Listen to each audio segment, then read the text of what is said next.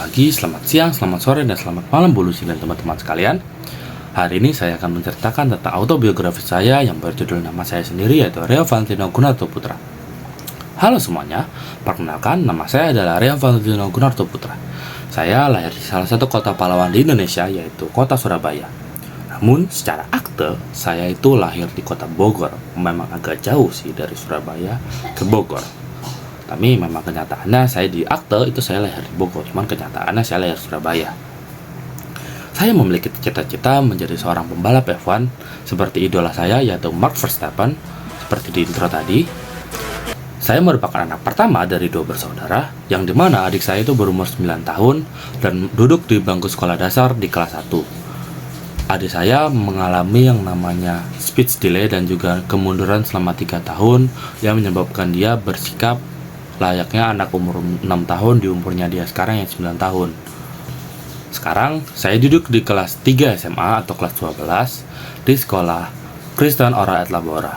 Sejujurnya saya tidak ada kepikiran sebelumnya untuk masuk sekolah OL ini, karena memang pada awalnya saya ingin masuknya itu di sekolah negeri yang notabene memang sekolah yang pada saat itu saya incar, tapi memang caranya saya itu tidak benar. Saya ingin menggunakan jalur belakang, dan ternyata Tuhan berkehendak lain dan saya ditipu orang saat masuk SMA negeri itu. Dan ketika saya masuk sekolah swasta lain, dan saya ketipu yang kedua kalinya. Lalu pada akhirnya saya datang di OL ini sebagai murid, salah satu murid di situ. Sejujurnya saya masuk OL ini agak culture shock. Karena apa? Karena menurut saya perbedaan itu sangat signifikan dari sekolah negeri dan juga sekolah OL, sekolah swasta. Karena saya menempuh sekolah negeri itu selama 9 tahun, 6 tahun di SD dan juga 3 tahun di SMP.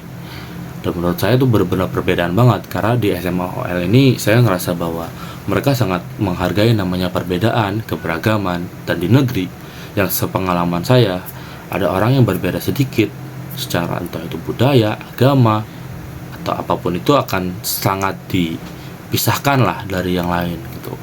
Dan ketika saya masuk OL ini agak terkejut karena mereka sangat welcome dengan keberadaan saya, yang notabene di situ tuh saya sangat berbeda lah dari yang lain.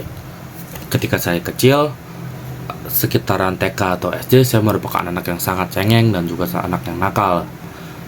Jadi saya dulu sangat gak suka sama yang namanya disenggol, tapi saya sangat suka yang namanya nyenggol orang. Itu benar-benar gak benar sih. Dan saya dulu pernah kayak dikatain sama teman, saya datangin, saya pukul, dikatain sama ke kelas, saya datangin ke kelasnya, saya tarik, saya pukul. Dan karena hal yang saya perbuat saat SD pun, saya notabene sering banget masuk ruang guru dan juga ruang kepala sekolah.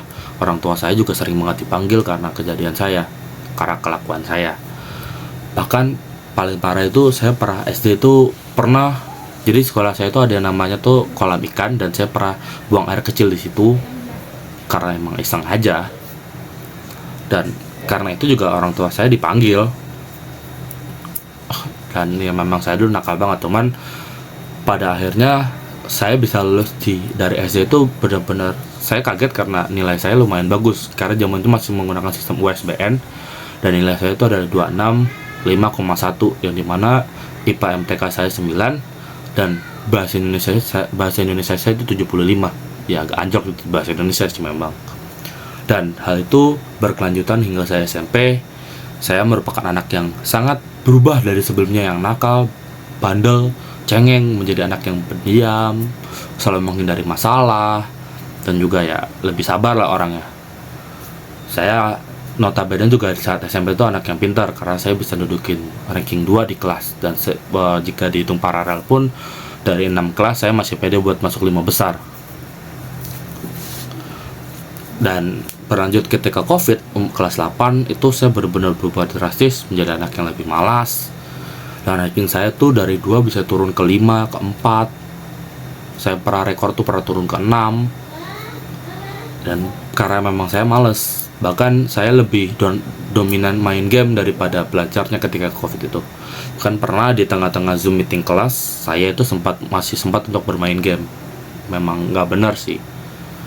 Dan karena hal itu membuat saya sedikit kesulitan untuk masuk SMA.